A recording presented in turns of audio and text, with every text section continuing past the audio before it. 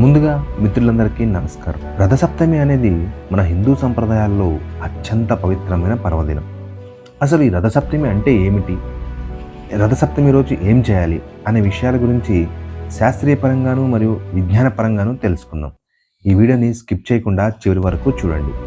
రథసప్తమిని సూర్య జయంతి అని కూడా పిలుస్తారు. మాఘమాసంలో వచ్చే శుక్లపక్ష సప్తమి నాడే సూర్య భగవానుడు జన్మించాడని మన పురాణాలు చెబుతున్నాయి. మాఘ అంటే పాపాలు లేనివిని అర్థం.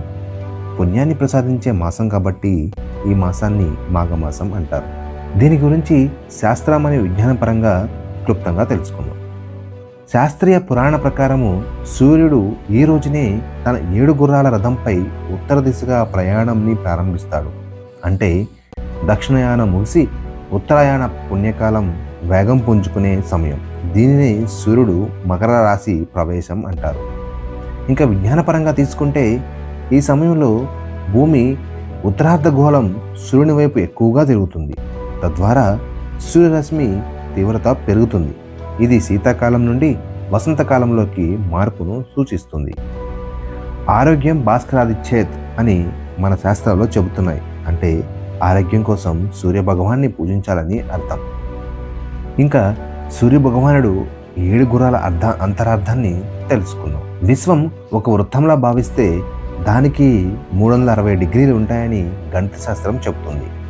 సూర్యుడు రోజుకు 1 డిగ్రీ చొప్పున సంచరిస్తూ 360 రోజులలో ఈ వృత్తాన్ని పూర్తి చేస్తాడు. అంటే 1 సంవత్సరం అని అర్థం.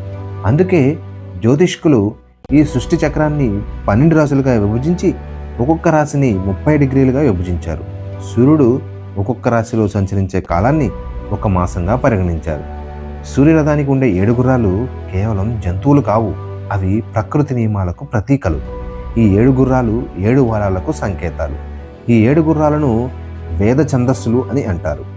గాయత్రి, త్రిష్ణుప్, జగతి, అనుష్టుప్, పంక్తి, బృహతి, ఉష్ణిక్ అనే ఈ 7 గుర్రాల రథంపై బాణుడు స్వారీ చేస్తాడు. ఇంకా మన రాశుల గురించి తెలుసుకుంటే మేషం నుంచి మీనం వరకు ఉన్న 12 రాశుల్లో ప్రయాణిస్తారు. ఈ 12 రాశులను పూర్తి చేయడానికి సూర్యరథానికి ఏడాది సమయం పడుతుంది. సూర్య జయంతి రోజు రథాన్నెక్కి సూర్యుడు సాగించే ప్రయాణం ఈ రోజు నుంచే మొదలవుతుంది. ఇవి కాలచక్రం నిరంతరం సాగడానికి దోహదపడతాయి. ఇక విజ్ఞాన శాస్త్ర ప్రకారము సూర్యకాంతిలో 7 రంగులు ఉంటాయి. వాటినే విబ్జియార్ అంటారు. ఈ గుర్రాలు ఆ 7 రంగులకు సంకేతం. ఈ 7 రంగుల సమ్మేళనమే తెల్లటి సూర్యకాంతి. ఇక రథసప్తమి రోజు ఏం చేయాలి అనే దాని గురించి తెలుసుకుందాం.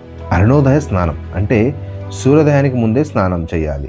తల మీద, భుజాల మీద, మోకాళ్ళ మీద, పాదాల మీద జిల్లేడు ఆకులు ఉంచుకుని స్నానం చేయడం విశేషం. సూర్య నమస్కారాలు అంటే సూర్యునికి అభిముఖంగా నిలబడి సూర్య నమస్కారం చేయడం వల్ల శారీరక శక్తి పెరుగుతుంది.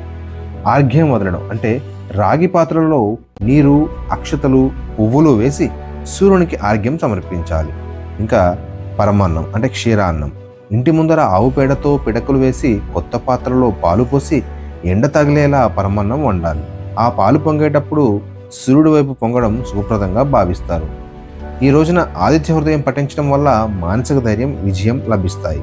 ఇక విజ్ఞానపరంగా తీసుకుంటే ఉదయాన్నే సూర్యరశ్మిలో ఉండటం వల్ల శరీరానికి అవసరమైన విటమిన్ డి లభిస్తుంది. ఆరోగ్యంగా ఉంటారు.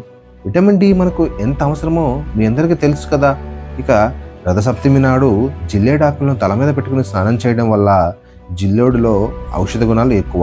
ఇది చర్మ వ్యాధులను నివారించి శరీరంలోని రేడియేషన్ను నియంత్రించే శక్తి కలిగి ఉంటుందని నమ్మకం. శాస్త్రీయం, విజ్ఞానము అనేవి పర్యాయ పదాలు అని నా యొక్క అభిప్రాయం.